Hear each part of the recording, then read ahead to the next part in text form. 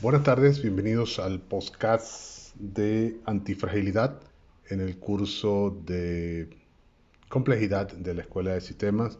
Hoy estoy solo, al parecer los compañeros han tenido problemas para conectarse.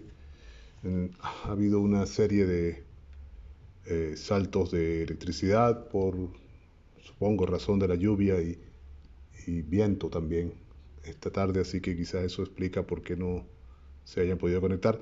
Yo voy a continuar con la lectura y quizás ellos se presenten en medio y podamos continuar todos participando de la lectura del libro de el profesor Talek, que se titula Antifragilidad y del cual hemos estado ya avanzando sobre el capítulo 1, eh, hablando sobre cómo se comienza a definir apenas esa nueva palabra, incluso explicando por qué hace falta una nueva palabra para un concepto que, según él explica, no es muy fácil de ver, de visualizar para todas las personas y que además tiene una serie de defectos extraños cuando, por ejemplo, se puede detectar en un dominio, en un tema y no en otro.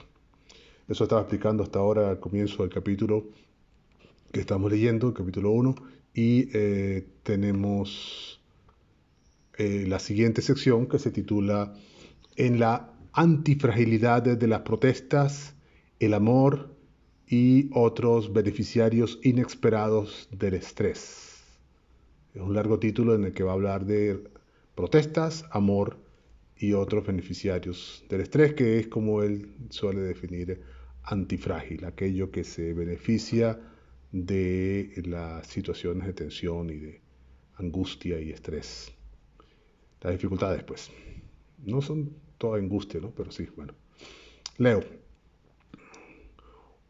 una vez que uno hace un esfuerzo para sobreponerse a la dependencia de dominio, el fenómeno de la sobrecompensación parece, aparece por todas partes. Eh, a quienes entienden, por ejemplo, la resistencia bacterial en el dominio biológico, eh, fallan completamente en entender el dictum que Séneca hizo en el libro de Clemencia acerca del efecto inverso de los castigos. Él escribió esto, por ejemplo: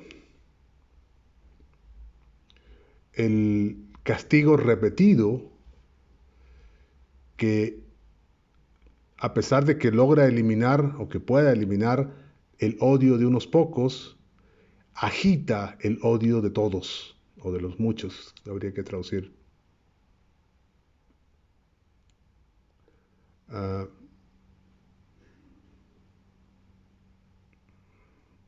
es justo como cuando se poda un árbol, la podada del árbol corta algunas ramas para que después el árbol tenga más ramas que la original. Es el efecto de la sobrecompensación actuando en el dominio de la biología, lo que está explicando. Sigo leyendo. Puesto que las revoluciones se alimentan de la represión, eh, haciendo que crezcan más y más cabezas, mientras que uno literalmente corta unas pocas de ellas, matando a la gente que protesta, pues.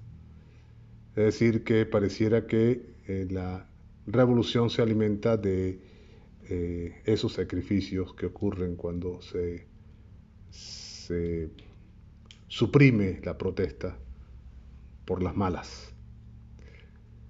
Eso cree él al menos. Yo no estoy de acuerdo, pero eso cree él, que la, el sacrificio de unos pocos va a animar a los muchos a continuar adelante. Tenemos un invitado arribando, un segundo para llamarlo. ¿Quién está llegando? Vanessa, hola, Hola, buenas tardes. ¿cómo estás? Bien. Bien, para no entrar en detalles. Estoy solo, estamos solos tú y yo porque no... Ah, debe le- ser que no hay electricidad en otro lado. sí, sí. Acaba de llegar aquí, Aquí pero va aún y no, viene también. aquí aún no llega, así que estoy leyendo solito. Acabo de comenzar a leer, por cierto, y Ok, tengo, vale. no sé si te importa, vuelvo a empezar, ningún problema, no había leído No, mucho. yo, si no, Estamos leyendo el capítulo 1 todavía, creo que es la última o la penúltima sección, que se llama sobre la antifragilidad de las protestas, el amor y otros beneficiarios inesperados del estrés. Tú no estás viendo nada, ¿verdad? No te estoy mostrando nada todavía. perdón, el texto no, Voy a mostrar. pero realmente no es algo que yo sigo la lectura igual de oídas. Tú lees de oído, sí, ok. Ahora, Sí, ahora sí está la sí, bueno, pantalla para acá. que me ayudes por si se me escapa alguna palabra, alguna cosa. Leí hace un momento Ajá. que estos son elementos de esa definición. Recuerda que él comenzó este capítulo explicándonos que hace falta la nueva palabra antifrágil para definir un concepto que es escurridizo. No todo el mundo lo detecta. Incluso habló de esta extraña característica que pareciera que, característica del fenómeno, porque algunas personas lo detectan en un caso y no en otros, en un tema y no en otro tema, en un área y no en otro área, ¿no? Entonces, él dice que hay una especie de dependencia del dominio, que es lo que está diciendo, que es como si uno pudiese percibir la antifragilidad y la correspondiente fragilidad en el caso opuesto, dependiendo del tema o del dominio o del área de experiencia de la que se trate. Entonces está esta cosa graciosa bueno, de que no podemos llevar un principio de un tema al otro fácilmente, que es una cosa humana, ¿no? Pero bueno, lo que está diciendo, lo que va a decir ahorita es esto, dice Leo, una vez que uno hace un esfuerzo de sobreponerse a esa dependencia del dominio, el fenómeno de sobrecompensación aparece por todas partes. Y sobrecompensación era una de las primeras características de la antifragilidad, el esfuerzo por crear redundancia en tus condiciones, con lo cual te vuelve no solamente más resistente a los cisnes negros y a los eventos, sino que además incluso podría ocurrir que te beneficie alguno de esos eventos porque como tú estás sobrecompensado, tienes una capacidad extra que puedes aprovechar para no solo sobrevivir, sino hacer beneficios, hacer ganancia o prosperar en general. A mí me parece que en medio de toda esta conversa, y a pesar de que apenas comenzamos el libro, él nos está empujando, así llevándonos por las greñas, creo, a que asumamos una serie de términos de la economía, ¿no? Este es un trader, es un mercader, es un vendedor, comprador de cosas que tiene experiencia haciendo eso, y entonces nos está alando hacia allá. Bueno, claro, ese es su principio o su formación intelectual de base Sí, y digamos que nos sitúa en ese campo, ¿no? llegó Ah, llegó Jesús. Jesús. ¿Me oye, Jesús? Hola, ¿Cómo le va? Revélate, Jesús. Muéstrate. disculpen la tardanza. No, imaginamos que No, había aquí la problemas de electricidad. conexión, no había electricidad más temprano. Y estamos empezando, tranquilo. Llegaste Ah, justo a qué tiempo. bueno, Sí, qué estamos... bueno. esta va a ser la tercera vez que leo el párrafo, pero sí, estamos empezando. Bueno, Iván, pero así lo comprendemos mejor, profesor. ok. Bueno, entonces lo que te decía, este cuento de la sobrecompensación que está conectado con la redundancia que te vuelve, según él, es una de las características de la antifragilidad y lo que va a hacer es que lentamente va a ir construyendo el concepto de antifragilidad, pero lo que le acabo de decir a Vanessa es que lo está haciendo cuidadosamente, sin duda, pero también empujándonos a nosotros a adoptar los términos del marketing, no marketing, del trading, de comprar y vender cosas, de la economía de la calle, pues. Y entonces, ahí yo creo que hay que hacer un esfuerzo de resistencia, Del porque comercio será en ese caso, ¿no? del comercio, sí, pero no, sí, del comercio sirve, tienes razón. De la economía en general, pero de la economía de la calle, ¿no? O sea, no es tan general. Sí, aquí hay algo más. Ahí como que está llegando un talibán, vamos a ver. Exactamente. Iván, bienvenido. Buenas tardes, disculpen la tardanza. No, No bueno, te preocupes. no hay cuarto malo. Es la cuarta vez que vamos a leer el párrafo y vamos bien, aprendiendo. No, es apenas la segunda. De aquí para adelante no voy a repetir tanto. Bienvenido, Iván. Yo sé que ha habido problemas con internet. Este curso es antifrágil. No, fue con la luz, que no tenía luz. Por eso, pero eso es Se por... fue. El efecto fundamental es que te quedas sin internet, ¿no es cierto? Pues sí. Sí, bueno. Es lo que te estaba diciendo. Hay que buscarse un vecino que tenga una batería y fibra. No son tan raros. Difícil ¿No te conseguirlo. parece? Yo no sé. Yo creo que son... Te juro que hace 2 años eran muy raros, pero ya no tanto. Por Yo fortuna. creo que Iván primero consigue agua en un pozo en el medio de su casa que todas esas Que un vecino con novedades y fibra. bendiciones juntas. No, pero ustedes sí son pesimistas. No es cierto. O sea, en serio, chequen. Yo creo que a las No, empresas somos realistas y antifrágiles. a las empresas de cable se han vuelto, se han dado cuenta que hay una oportunidad ahí de prosperar y están haciendo el cambio. Yo recuerdo, hace 2 años yo le pregunté a la gente de Net1 que tenían el cable tendido hasta este lugar donde yo vivo, que si en algún momento iban a tener fibra. Y no, ni de broma, o sea, no, me miran así como que, ¿qué será eso? Este, bueno, esta semana vinieron a ofrecerme que ya tienen fibra. Y, Sí, y sí tienen, porque ese fue el que yo contraté. Yo tengo fibra por ella. Bet1, Net1, ok. Lo que pasa es Valga la que no cuña, valga tengo la la cuña, batería. valga la No cuña. tengo la batería. Me hace Pero eso falta es montar la fácil, la batería. batería es cualquier carro de un vecino que se descuide, tú le pides permiso y le quitas la batería. Sí. Claro, entonces pondríamos de plano en ejercicio todo lo que el autor nos está diciendo. Aprovechamos la debilidad del otro para crecer en No, pero ¿quién dijo que robustez era y la hacernos debilidad del otro? Tú eficaces. lo vas a compartir.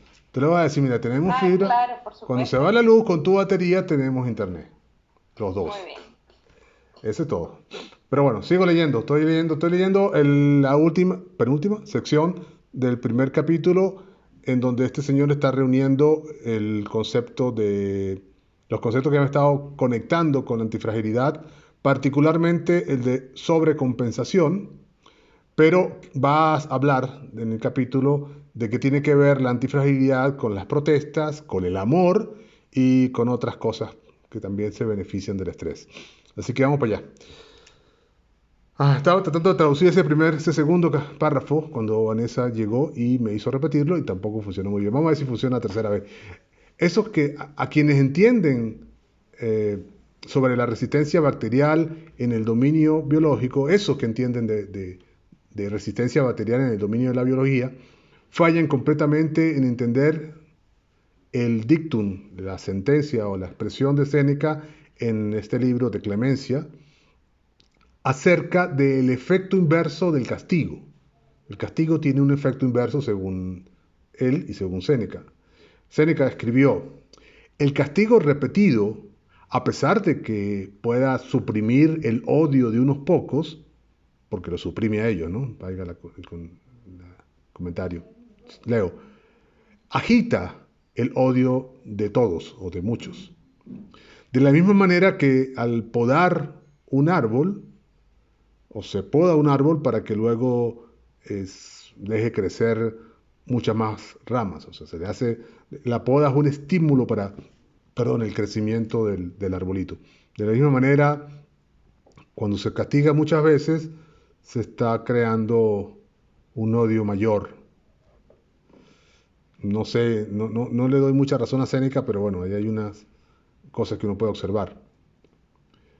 Eh, Sigo leyendo. Porque las revoluciones se alimentan de la represión, haciendo que crezcan más y más en seguidores, en cabezas, dicen ellos, mientras que uno literalmente está cortando, eliminando algunos de los que protestan, asesinándolos en particular, dice él. Ojo, él fue el que dijo, ¿no? Uno literalmente corta unos pocos demostradores, de protestantes, no sé, los protestantes son los religiosos, de quienes protestan por medio del asesinato. Por supuesto está leyendo la historia, no es él en particular el que lo hace. Hay una canción irlandesa revolucionaria que encapsula este efecto. Mientras más grandes sean las barricadas, más fuertes te vuelves. No me hablen de barricadas que me duele la cabeza de una vez, pero bueno, está bien. Eso es lo que dice la canción revolucionaria y por supuesto los irlandeses tienen una historia de barricadas en la pelea contra el reino británico. Las muchedumbres, sigo leyendo, en cierto punto mutan, cegadas por la rabia y el sentido de rabia, sí, de odio extremo, y animadas por el heroísmo de unos pocos que están dispuestos a sacrificar su vida por la causa, aunque ellos mismos no lo vean exactamente como un sacrificio, y que están hambrientos del privilegio de convertirse en los mártires. Esa es la traducción del siguiente párrafo. No me parece que yo quisiera discutir demasiado el tema, pero porque además va a explotar. Si son demasiadas vistas diferentes acerca de esa postura de por qué los héroes en las protestas tienen esa propensión a dejarse matar, ¿no? Según él. Bueno, la inmolación y la heroicidad ha sido una cuestión casi transversal a la necesidad del ser humano en batalla, ¿no? Sí, pero a mí me Desde que hay parece, confrontaciones. sí, sí, bueno, primero que nada es lo que tú dices, que tiene una larga historia, o son muchas historias al respecto. O sea, tenemos mucha data para pensar el tema. Pero por otro lado, a mí me parece que todas las lecturas son simples, incluso esta, me parece. Ese cuento de que, bueno, yo puedo estar de acuerdo con el dictum de Séneca de que el daño a unos pocos eh, para suprimir el odio, obviamente, genera más odio. Eso sí es una observación simple, pero se confirma en muchas de esas historias que tenemos sobre protestas y supresión de la protesta y represión y todo esto, ¿no? Pero bueno, vamos a dejar que los lleve porque seguramente nos quiere llevar a un punto en particular y nos podríamos pasar el resto del semestre hablando de este tema, por supuesto. Es uno de los riesgos de este libro, mis amigos, que es un libro altamente político, si cabe la expresión, y entonces pues, nos empuja en esa dirección a hablar de temas que, como sabemos, son difíciles de discutir. Yo le decía en estos días en broma a Vanessa que se nos acaba el lenguaje con esos temas, porque uno no sabe cómo decirlo para ubicar al otro o para ubicarse uno mismo, ¿no? Pero bueno, ahí voy, sigo leyendo. Es que los movimientos políticos y las rebeliones pueden ser altamente antifrágiles. Y el juego del tonto es tratar de reprimirlas usando la fuerza bruta en lugar de manipularlas. Manipularlas o rendirse o conseguir estrategias más astutas, como hizo Heracles con Hidra. Heracles, perdón, con Hidra. Eh,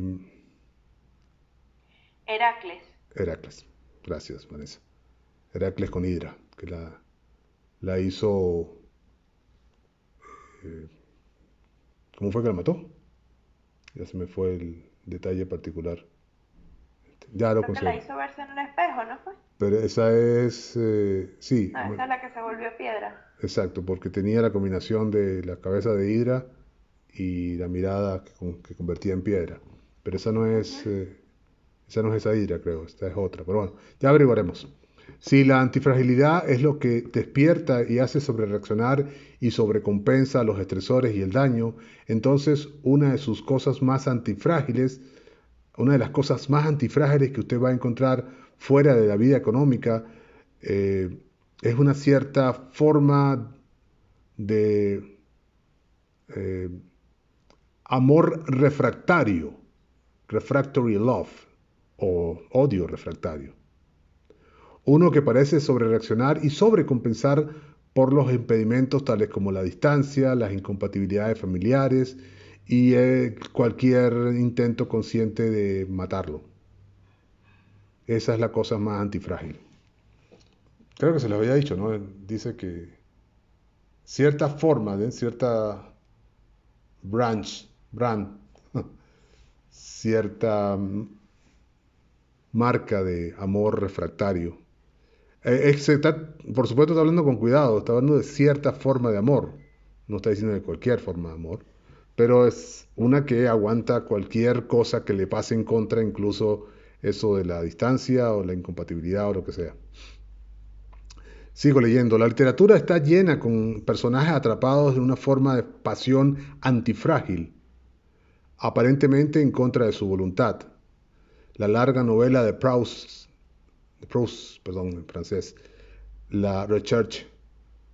En esa novela, Swann, un Bruce, En busca del tiempo Proust, perdido. La El camino Recherche. de Swan. Ajá, esa es la traducción en español, supongo. Es el primer libro de En busca del tiempo perdido. Ujú.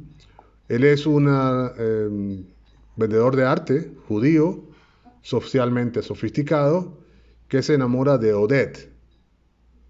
Ahí sí me van a tener que ayudar a traducir qué es. A Demi Mondaine. Demimon. Una chica del mundo. ¿Sí? Sí, como libertina, quizás. Ajá. Era una chica chévere. Ah, una. Pero es que comienzan las traducciones sutiles. Una mujer guardada de ciertas formas, una semi o quizás apenas un cuarto de prostituta. Era una chica libertina, pero no oficialmente prostituta.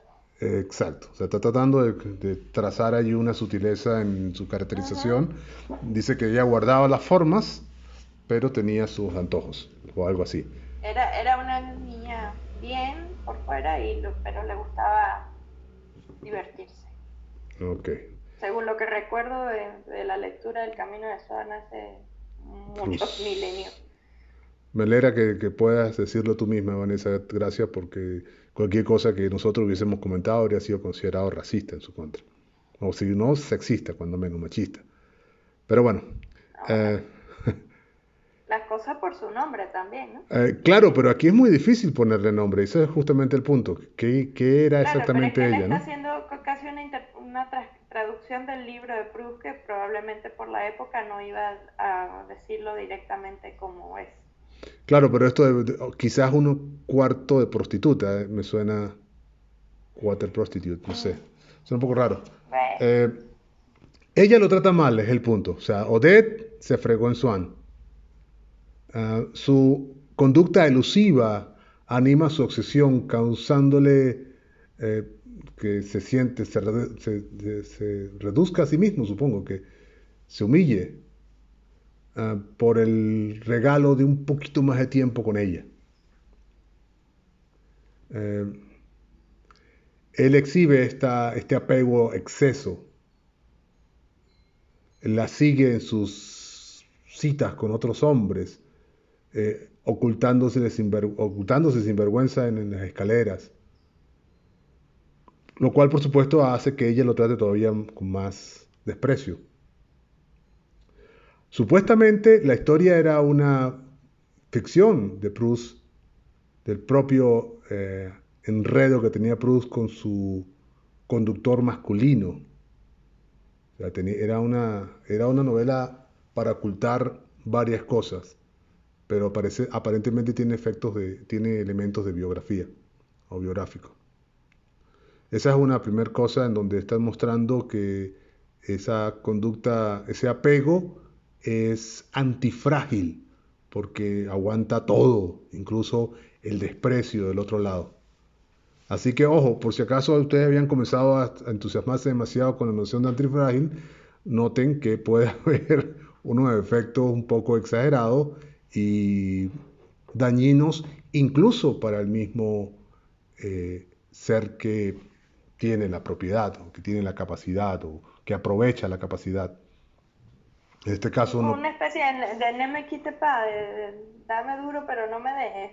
Exacto. Destrúyeme, pero no me dejes. Pero sí, él no está diciendo que eso sea antifrágil, porque eso causa daño, obviamente, No, pero el amor, ¿no? pero que eso sería para efectos de- del objetivo de estar con ella, o estar cerca, o ir por ella, o seguirla, lo vuelve antifrágil, o sea, no aguanta cualquier cosa. Va a soportar todo, incluso mientras más mal lo trate, más entusiasmado y más ánimo le pone en intentarlo. Ah, Dios, es una forma de No, lo... no, no sigan ese ejemplo, por favor. Es una forma de locura lo que iba a decir ya. Pero es que me temo que él va a seguir por ese lado, Vanessa. Por Ujú. ejemplo, Dino Buzzati, la novela semi-autobiográfica, otra vez, Un amore. Imagínate por dónde va a ir. La historia de un hombre de Milán de edad media que se enamora accidentalmente, por supuesto. La gente se enamora accidentalmente, ¿verdad? Porque, o sea, ¿cómo no puede ser accidentalmente? Te enamoras programadamente, o sea, tú puedes, no sé, no sé. Te das cuenta cómo se nos cuelan en una, él nos está colando detalles que uno asume así como si estuviese claro, pero no. Entonces el hombre se enamora accidentalmente, por supuesto, dice irónicamente Taleb, de una bailarina de la Scala, debe ser Viena, supongo, que de noche trabaja como prostituta. Bueno, aquí fue más claro. Ella, por supuesto, lo maltrata, lo explota, se aprovecha de él, lo ordeña. eh, y mientras ella más lo maltrata, más se expone él al abuso para satisfacer su deseo antifrágil de unos pocos momentos con ella, su sed antifrágil. La traducción exacta es thirst, antifragile thirst of a few moments. ¿Ves? ¿Ves que es una locura? Pero, pero hay una Sí, cierta sí que forma, lo es, sin duda. O sea, bueno, pero es como llegar a poder alcanzar, aunque sea el mínimo de satisfacción, ¿no? Porque si lo vemos también por la parte cristiana, digamos, o de las sagradas escrituras, cuando la perfección se alcanza es cuando ya no hay vida, ¿no? Aparentemente, cuando la perfección se alcanza, se domina, ya tiene que venir otra cosa, porque no hay más nada por encima de la perfección, y poder alcanzarla para estos personajes parece valer la pena el esfuerzo y el golpe. uh, sí, pero de nuevo, ¿qué es lo que es antifrágil en todo esto? Porque decíamos que, bueno, cuando menos en los primeros intentos de definición, es esta posibilidad de aprovecharse del estrés, ¿no? ¿Qué es lo que se aprovecha del tormento, de el haber sido sometido a un daño de algún tipo? O sea, ¿qué en esta persona, toma el último por ejemplo, está ganando de ese maltrato que la chica le hace? ¿Qué parte de él? Pues sus ganas de estar con ella nomás, porque debe estar sufriendo de otras maneras, ¿no? Debe haber ahí, no sé. Es decir, es como si fuese una antifragilidad legítima, en tanto que sobrevive al maltrato, pero solamente una parte de él se beneficia, ¿no? Seguramente anda por ahí todo sin comer y sin cuidarse, y eso no puede ser una solución vital, como tú dices, ¿no? Cercana a la perfección, o más cercana a la perfección. Claro, Ese es claro. el otro punto. El sacrificio, la idea del sacrificio, ¿no? Quizás, no sé. Claro, exacto, sí, exacto.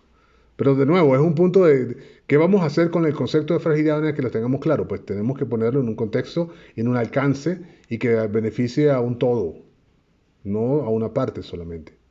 Ese es el punto, mi punto, quiero decir. Pero sigo leyendo, porque hay cierta forma de final feliz aquí.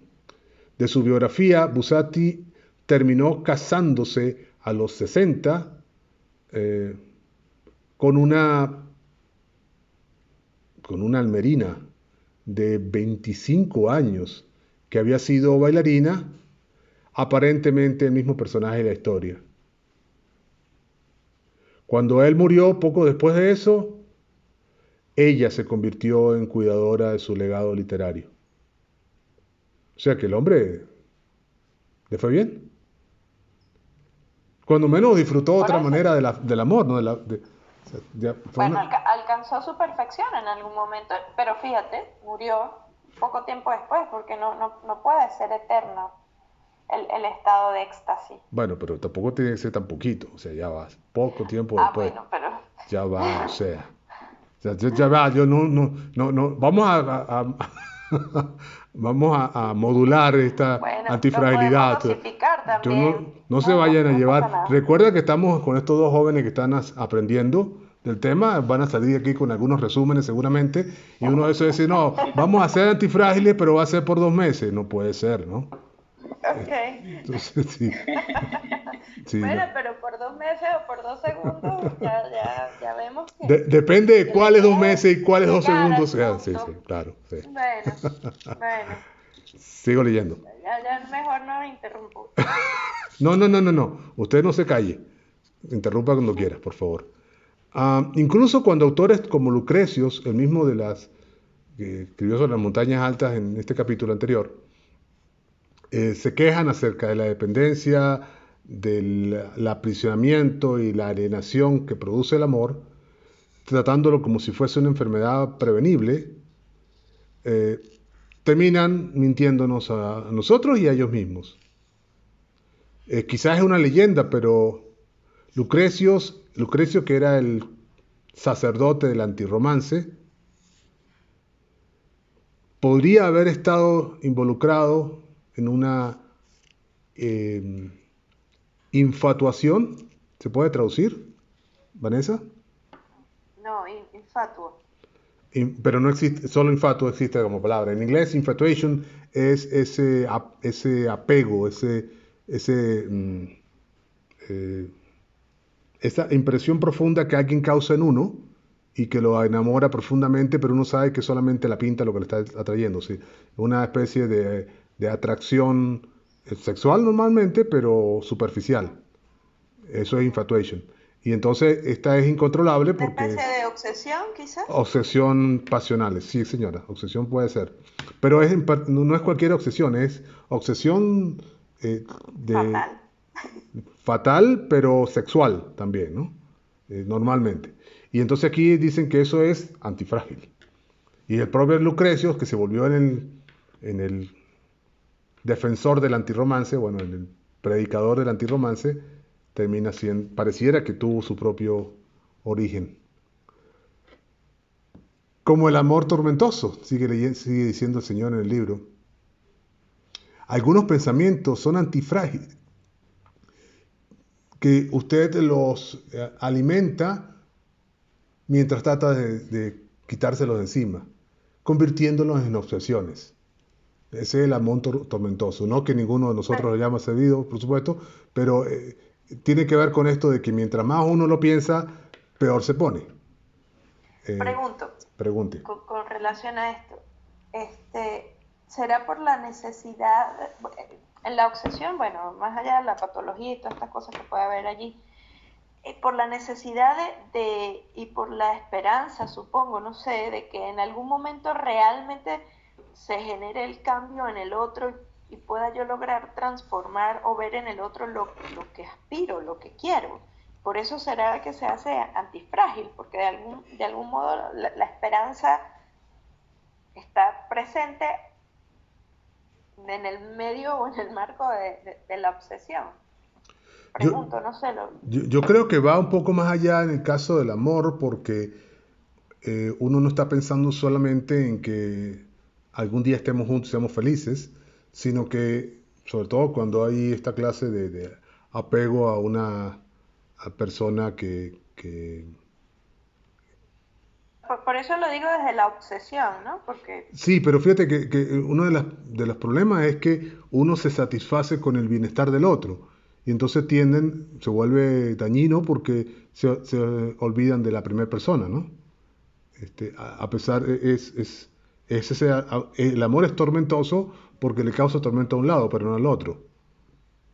Y mientras más se haga por el otro y se le encuentre más feliz, pues más intensa se vuelve la atracción, aún a pesar de los daños que puedan estar causando en una de las partes. Por eso es que se habla de obsesión, pero no sé si es por Sí, eso, no, no, es que... pero eso podría ser una explicación de la relación con la idea. Es decir, Ok. es antifrágil en el sentido de que el propósito parece ser, en el caso del amor, el bienestar del otro, no importa lo que le pase a uno. O sea, cualquier Sí, daño creo que es he visto varios casos así. sí, yo nunca en la vida he visto nada, ninguno de eso. Nada. Mentira, Qué mentira, sí. afortunado. ¿Verdad? Sí. Bueno, es que tú te pones a ver casi todas las novelas, casi todas las historias estas con las que nos alimentan con frecuencia de situaciones de amor, tienen algún amor tormentoso o atravesado, alguna situación de Claro, y imposibilidad. la fatalidad es transversal a la Exacto. condición amatoria En en ese general, sentido. sí. Sí. Sí, los felices Pero eso va más allá del romanticismo, eso ya no es llegan una al cuestión cine los que casi son solo cultural. felices. Bueno, eso es lo que habría que ver Es porque, más cultural que estética. no En sé, el caso de la telenovela, ¿no? Propiamente dicho. no sé si El sea, eje es el porque, drama, el drama fatuo, justamente. pero hay una especie de trascendencia cultura, ¿no? Porque se observa el mismo fenómeno con los matices culturales, pero en varias culturas. No sé, en cualquier lado del mundo uno encuentra el par de amantes eh, terribles, amantes fatales, que fueron castigados por las circunstancias, sea cual sea la circunstancia, los padres, otros Mm. amantes, la sociedad, qué sé yo. Este, o sea, pareciera que no es, eso sí es independiente de dominio, porque, bueno, cuando menos de cultura, al Sí, pasar de bueno. un... Sigo leyendo acá porque parece que va a redondear la idea. Los psicólogos han mostrado la ironía del proceso de control de pensamiento. Ah, porque pareciera que no es solamente con el amor, sino en general. Mientras más energía usted ponga en tratar de controlar sus ideas y lo que piensa al respecto, más va a ocurrir que sus ideas terminen controlándole. ¿Qué opinan ustedes de eso? Mientras más No, bueno, pues energía, va en contra de todas las cosas del control mental y la meditación y todas estas cosas. exactamente. Eso es una ironía del proceso de control mental. Pero ¿será que aplica a otras cosas? Es decir, mientras más nos pongamos a pensar sobre cómo ser antifrágiles, menos antifrágiles vamos a hacer, ¿no? No puede ser, ¿verdad? Espero que no, vale, porque yo necesito No. sentir que me voy a volver antifrágil ante Ah, ciertas circunstancias y que lo voy a poder ser de manera transversal en la vida. bueno, Sino que esto te va si a no nos van gustar. a recoger con espátula aquí a todos. Sí. Esto te va a gustar entonces, porque mira cómo se llama la siguiente sección. Por favor, prohíbe mi libro, La antifragilidad de la información. Prohíbe mi libro, o sea, que tú escribes algo Prohíbe mi libro. sí, prohíbe mi Ah, libro. bueno, para que se venda como pan caliente. Prohíbelo Exacto, para que se venda. exactamente. O sea, que mientras más eh, se le presione, se le ataque, mejor se comporta. Y eso es antifrágil. O sea, aquí va, vamos a leerlo. Mejor se posiciona. Se vuelve tendencia, dirían los muchachos ahora. Claro, todo el mundo habla de él y por supuesto con los libros no hay mala propaganda. Eh, la información es antifrágil, esa es la razón. Eh, se alimenta mejor o más con los intentos de dañarla que con los esfuerzos en promoverla. Por ejemplo, eh, muchos acaban sus reputaciones solamente mientras tratan de defenderlas, solo por tratar de defenderlas. Los, ¿cómo es? Willy, los voluntariosos, podría ser, venecianos, sabían cómo propagar la información disfrazándola como un secreto. Eh, tratarla o trate usted, por favor, el siguiente experimento de difundir un chisme. Dígale a alguien un secreto y califíquelo insistiendo que es un secreto, suplicándole a quien lo está escuchando que no le diga a nadie. Mientras más insista usted en que permanezca en secreto, más se va a difundir. Ay, Dios. Nos está diciendo que no se puede confiar en nadie. Además, todos aprendemos temprano en esta vida, sigo leyendo, que los libros y las ideas son antifrágiles y que se alimentan de los ataques. Para pedir prestado del emperador romano Marco Aurelio, uno de los hacedores de estoicos, autores hacedores de estoicos, el fuego se alimenta de los obstáculos, la expresión de Marco Aurelio que está citando. Qué maravilloso. ¿Verdad? Sí, El fuego, sí, poético totalmente. mientras más se le tire leña, más crece.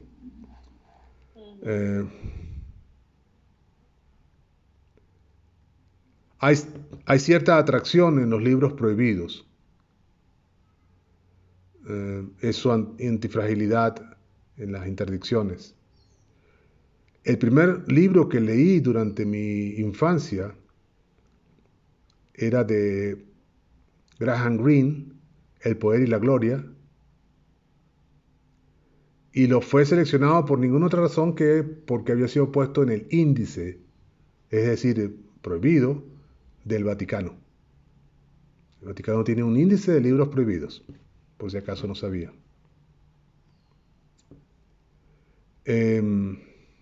Asimismo, cuando era adolescente, me deleité en los libros del expatriado americano Henry Miller. Su principal libro vendió 1 millón de copias en un año gracias a haber sido prohibido en 23 estados de la Unión Americana, estadounidense. Lo mismo con Madame Bovary y El amante de Lady Chatterley. Todos fueron prohibidos en algún momento y bueno, ya ustedes saben en qué se convirtieron. La crítica para un libro es un badge, es una etiqueta, un sello real, verdadero, no simulado de atención, que indica que no es aburrido, y ser aburrido es la única cosa mala que le puede pasar a un libro. Así que por eso los libros prohibidos se vuelven antifrágiles. Considere el fenómeno de Ayn Rand. Su libro, el Atlas Shrugged, ¿cómo era que se llamaba en español? Atlas, no me acuerdo, tiene otro nombre en español. Y The Fountainhead han sido leídos por más de medio siglo por millones de personas, a pesar de, y quizás mayormente gracias a, los brutalmente desagradables reviews, revisiones e intentos para desacreditarla. La información de primer orden es la intensidad. No sé por qué hizo ese salto. The first order information is the intensity. La información de primer orden es la intensidad. Lo que importa es el esfuerzo de criticar que se pone para prevenir a otros leer el libro. O más general en la vida. Es el esfuerzo de malponer, de hablar mal de alguien lo que importa. No importa mucho lo que se diga. Si usted realmente quiere que la gente lea un libro, dígale que está sobreestimado, overrated. Dígalo con un... Sobrevalorado. Sobrevalorado, sí, sobreestimado, sí, tienes razón, sobrevalorado está mejor. Pero tienes que decirlo con un sentimiento de rabia. Y use el atributo subvalorado para el efecto positivo, opuesto, ¿no? Si no quiere que la gente lo lea. O sea, si uno le dice a alguien que es buenísimo ese libro, la gente no lo va a leer, pero si le dice que es una tontería, la gente lo va a leer. Yo no sé quiénes serán los vecinos de este señor Taleb, pero Se ve que no tiene mucha gente de confianza alrededor. Am, Balzac. Balzac recuenta cómo las actrices. Balzac cuenta cómo las actrices le pagaban a los periodistas, algunas veces en especies, para escribir reportes favorables. Pero los más inteligentes hacían que los periodistas escribieran comentarios desfavorables, sabiendo que las haría más interesantes. Acabo de comprar el libro de Tom Holland sobre el surgimiento del Islam por la única razón de que lo atacó Glenn Bowersock, que es considerado el maestro viviente más prominente del Levante romano. Hasta entonces yo había pensado que Tom Holland era solamente un popularizador y no lo había tomado en serio de otra manera. Tom Holland es el mismo creo que tiene un libro de complejidad, si no me equivoco. Y sí, es un académico con un perfil matemático incluso. Y es un popularizador de la ciencia. Así que quizás era la razón por la que lo había leído. Bastó con que el otro dijera que no. Yo ni siquiera intenté leer el review de Bowersock. Así que aquí hay una simple regla heurística. Para estimar la calidad de la investigación, tome el calibre de su más alto detractor o el calibre de su menor detractor, a quien el autor le responde impreso. El que sea más bajo es el calibre de calidad de su investigación. Oh Dios, esto va a ser difícil. ¿Lo vieron? ¿Vieron la recomendación? Esa regla de... Cónchale. Tienes que leer la investigación, no, ni siquiera tienes que leer la investigación. Tienes que leer quién La crítica. la rechaza primero y con más... Con más fuerza, con más ahínco. Sí. A ese es el que hay que hacerle caso. Y quién la rechaza menos también, the lowest detractor. Pero el lowest detractor a quien el autor le haya respondido, lo haya citado. O sea, el autor reconoce quiénes son sus detractores. Y el que sea el más bajito, el que dé más baja calidad, esa es la calidad. Oh Dios. La gente de las normas APA y todas estas cosas, que Ajá. vive de las citaciones ahora, los artículos científicos, deberían leer este texto. Bueno, pero se supone que todos tendríamos que vivir de las citas, ¿no? Es decir, que ese debería ser... Pero solo los de Tinder, creo que son los que viven de las citas. Claro, pero debería ser que... Bueno, no, esas son otras citas, pero el cuento de que tu artículo abre una línea de pensamiento y se nota en cuanto a que los demás sigan pensando al respecto.